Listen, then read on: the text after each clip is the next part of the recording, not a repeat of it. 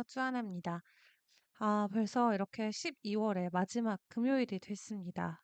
오늘도 코인 시장은 좀 낙폭세를 줄이지 못하고 하락세를 되려 이어가고 있는 상황인데 연말에 좀 같이 웃을 수 있는 그런 좀 시기를 보냈으면 더 좋았을 텐데 10만 달러의 장벽이 역시나 높기는 한 것 같습니다. 그래도 9만 5천 달러 선에서 비트코인의 지지가 조금 나와주면서 우리가 좀 원했던 9만 7천 달러 선의 지지보다도 좀 아랫단에서 가격이 형성이 돼 있는 상황인데요.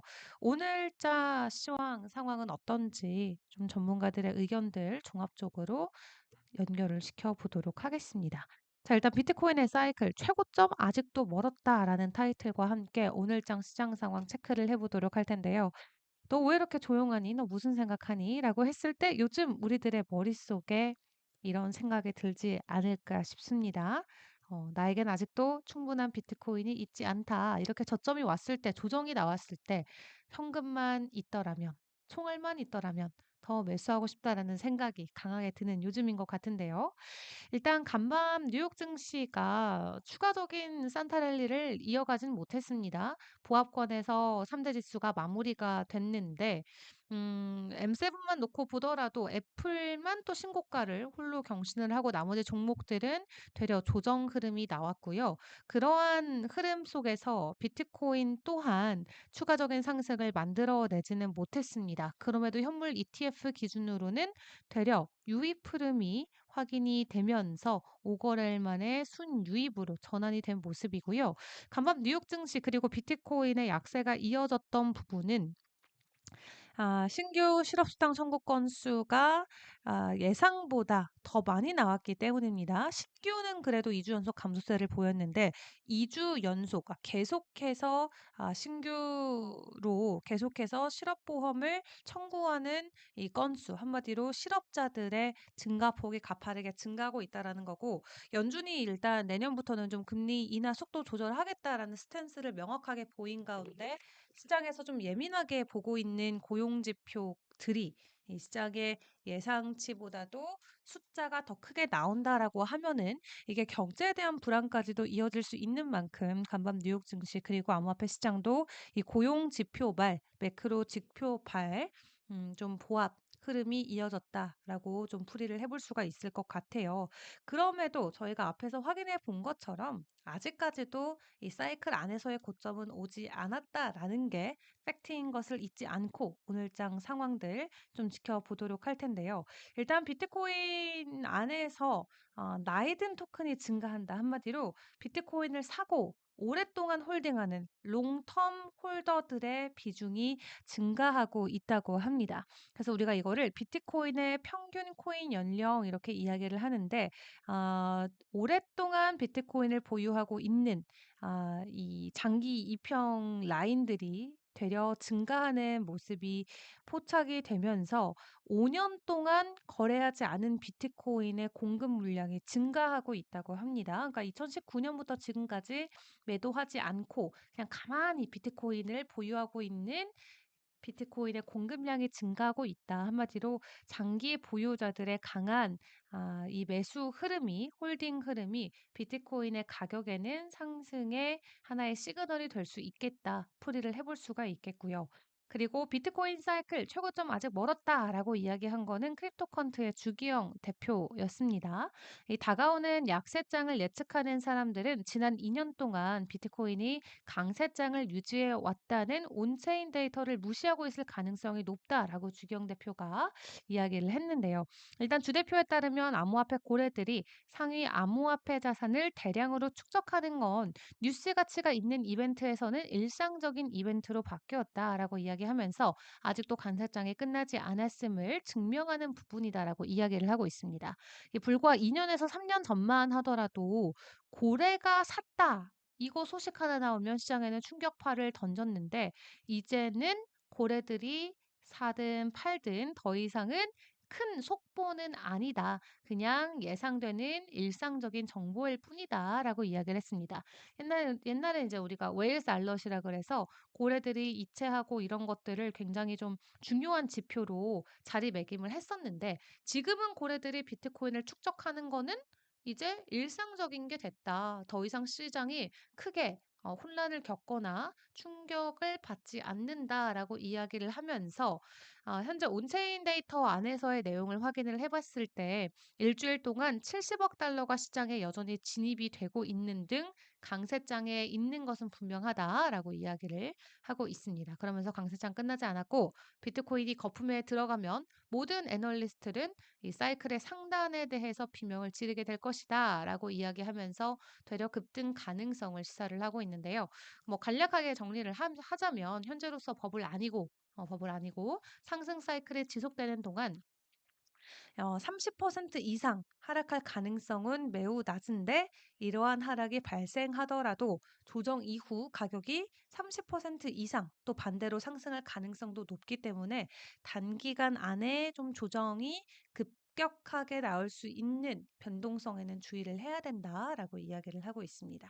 그리고 시티그룹 같은 경우도 내년의 거시 상황을 볼 때 암호화폐 시장에 우호적일 수 있다라고 이야기하는데 크게 6가지 정도의 이야기를 요인으로 잡고 있습니다. 첫 번째는 이제 매크로 거시 환경, 두 번째는 암호화폐 현물 ETF의 추가적인 자금의 유입, 그리고 기관들이 포트폴리오 안에서 암호화폐 비중을 늘려가는 거, 그리고 스테이블 코인의 발행량 증가되는 거, 그리고 국가 차원에서 비트코인을 매입하는 거, 또 규제 완화 이런 부분들을 놓고 봤을 때 이 거시 경제 상황이 그래도 내년 1분기까지는 암호화폐와 같은 위험 자산 선호 경향을 지속할 것으로 보여진다라고 이야기를 하고 있습니다. 다만 이 미국 정책도 긍정적이긴 합니다만 그와 관련된 불확실성 그리고 증시 변동성의 심화로 인해서 이 거시 환경이 암호화폐에 덜 유리할 수는 있다라는 코멘트도 있었기 때문에 일단 1분기까지 긍정적인 관망은 이어갈 수 있겠다 생각을 해볼 수가 있겠고요. 다만 지금 시점에서 조금 불안감이 커지고 있는 건 트럼프의 비트코인을 향한 약속 실현 가능성입니다. 물론 실현이 돼야 최종적인 호재로 우리가 작용을 하는 건데 일단 기대감에 비트코인이 많이 오름폭을 보였고 현실적으로 이렇게 미국 정부가 비트코인을 채굴도 하고 뭐 보유하는 게 가능한지를 놓고 업계에서는 실현이 불가능할 수도 있다라는 전망도 내놓고 있습니다.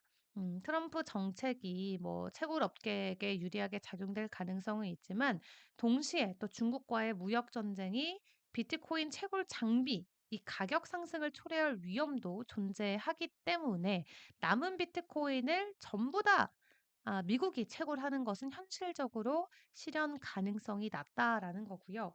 그리고 정부 차원에서 전략 준비금 도입하는 것도 이 비트와이즈의 포트폴리오 매니저는 준비금 도입 확률을 10% 미만으로 본다고 합니다. 즉 이게 내년 기준이고요. 뭐 트럼프 정부 이제 들어서면 몇 년 동안 해당 정권이 이어지는 거기 때문에 당장 내년에 전략 준비금으로 도입될 확률이 10% 미만이다라는 거 또 같이 체크를 해보시면 좋겠습니다. 자, 이렇게 비트가 연일 좀 하락 조정이 이어지다 보니까 알트 지수도 우리가 거의 뭐 80 넘게 올랐다가 이 알트 시즌 지수가 쭉 오면서 지금은 38까지 하락이 돼 있는 상황입니다. 그래서 12월 들어서 알트 시즌이 이제 반짝였다가 보통 이제 우리가 시총 상위 종목 기준으로 비트코인의 상승률을 넘는 코인들이 75%가 나오면 알트 시즌이다 이렇게 분류를 하기도 하는데 그게 12월 초에 잠깐 나왔다가 지금 다시 하락으로 전환이 된 상황이거든요. 그래서 지금 구간에서 추가적인 알트코인의 상승을 강하게 기대해 보기는 어렵지만 일단 비트의 반등이 먼저 나와야겠죠. 그렇지만 여전히 이 상승 사이클 안에서의 상승 기대감은 유효하다라는 거 기억을 해보시면서 이더리움 같은 경우는 특히 1분기에 대한 기대감이 더 커지고 있습니다. 보통 비트코인 반감기가 적용된 다음 해에 이더리움 같은 경우는 1분기에 이 포물선을 그리면서 급등하는 흐름이 나왔다라고 하는데요. 2017년도 같은 경우도 이더리움이 1분기 기준으로 900% 이상 상승을 했었고요. 21년도 때도 비트코인 반감기 이후 1분기에 이더리움이 300% 이상 급등하는 등 이더리움이 비트코인 halving 비트코인의 반감기 이후 그 첫 맞이하는 1분기 때는 늘 강세 흐름을 보였다라는 거 잘 기억을 해 보시면 좋겠습니다. 그리고 미스터 크립토가 또 동시에 이더리움의 차트적인 관점의 내용을 공유를 했는데요. 이더리움은 일단은 이 삼각 수렴을 상방으로 돌파를 했고 여기서 일단 지지가 나오고 있는 만큼 추가적인 상승이 기대가 된다라고 이야기하면서 아주 거대한 기회다, massive opportunity다라고 이야기를 남기기도 했습니다. 자, 그 외 주요 알트코인들의 소식들 좀 에어드랍이나 토큰 소각과 관련된 내용들 가지고 왔는데요. 봉크 같은 경우는 1조 개가 넘는 봉크 토큰 소각이 이루어진다고 합니다. 때문에 공급량이 91조로 감소되게 된다고 하는데요. 일단 커뮤니티를 주도로 해서 진행되는 이런 디플레이션, 가격 상승에는 당연히 반등으로 이어질 수가 있겠습니다. 공급량이 감소되는 것이기 때문에 개당 가격이 급증할 수 있다라는 거 잘 기억을 해 보시고요. 봉크 같은 경우는 이제 솔라나 기반의 대표적인 밈코인 중에 하나였죠. 그렇기 때문에 이 봉크를 기반으로 이번에 진행되는 토큰 소각의 보유량이 가격에게까지 정말 긍정적인 촉매대로 쭉 이어질지 같이 지켜보시고요. 주피터 같은 경우는 이제 에어드롭 일정이 있습니다. 다음 달에 7억 개 주피터 에어드랍이 예정돼 있다라고 하니까 스테이킹 보상도 같이 지급이 된다고 해요. 주피터 한 개당 0.1 주피터. 그래서 보통 에어드랍이 있을 때도 이게 보통은 가격 상승으로 이어지는 경우가 상당히 많았다. 그래서 주피터랑 봉크 좀 단기적으로 지켜보셔도 좋을 것 같고요. 간밤 뉴욕 증시에서 굉장히 좀 화제가 됐던 게 바로 이 기업이었습니다. 재생 에너지 기술 기업인데 비트코인 투자 전략을 채택을 하면서 이날장에서 주가가 40%나 넘게 급등을 했습니다. 제2의 마이크로 스트래티지가 될 수 있을지 그리고 지금 뭐 잉여 현금의 90%를 비트코인에 할당하는 걸 목표로 하고 있다라고 하는데 올해 마이크로 스트래티지의 주가 상승이 엄청 났죠. 제2의 마이크로 스트래티지가 될 수 있을지 기대감들이 나오고 있는데 마이크로 스트래티지도 간밤 이제 증자해가지고 비트코인을 추가 매집하겠다라는 소식을 내놨는데도 비트코인의 가격은 상승하지 못한 채 하락을 했거든요. 어쨌든 기업 차원에서 현금 혹은 뭐 빚을 내서라도 비트코인을 추가 매집하겠다라는 기업들이 많이 나타나면은 뭐 이 주식뿐만 아니라 비트코인 가격에게도 긍정적이니만큼 이러한 소식들도 같이 점검을 해보시면 좋겠습니다. 자, 오늘 12월 27일입니다. 이제 거래일 정말 며칠 남지 않았고요. 며칠 뒤에 새롭게 시작하는 새해에도 저는 여러분과 함께 할 예정입니다. 다만 채널의 변동성이 조금 나올 수는 있다. 지금 또 어떤 회사랑 같이 이 코인 시황 방송 진행하는 것을 좀 논의를 하고 있어서 아마 1월부터는 또 새로운 채널에서 여러분께 인사를 드릴 수도 있을 것 같아요. 근데 이 쭈아나 계정은 제가 뭐 계속해서 공부하는 차원에서 유지를 하는 거기 때문에 코인뿐만 아니라 뭐 미국 증시, 국내 증시 여러 가지 자료들, 영상들 계속 올릴 예정이니까 쭈아나 채널도 앞으로도 계속 많은 관심 부탁드리도록 하겠습니다. 이 연말이 되면서 미국 쪽에 좀 이슈들도 많이 잠잠해요. 다들 아시겠지만 연말 되면은 다들 홀리데이를 갑니다. 보통 2주 정도 가죠. 그래서 트위터 내용도 그렇고 좀 주요 기업들의 내용들이 아주 극적으로 나오는 지금 시간은 아닙니다. 좀 잠잠한 연말을 뉴스 차원에서는 보내고 있기 때문에 그럼에도 좀 나오는 소식들 최대한 추려서 여러분께 전달 드리도록 할 테니까 여러분들도 가족분들도 사랑하는 분들과 따뜻한 연말 보내시길 바라겠습니다. 저는 다음 주 월요일에 다시 시황으로 돌아올게요. 여러분 해피 주말 보내세요. 안녕.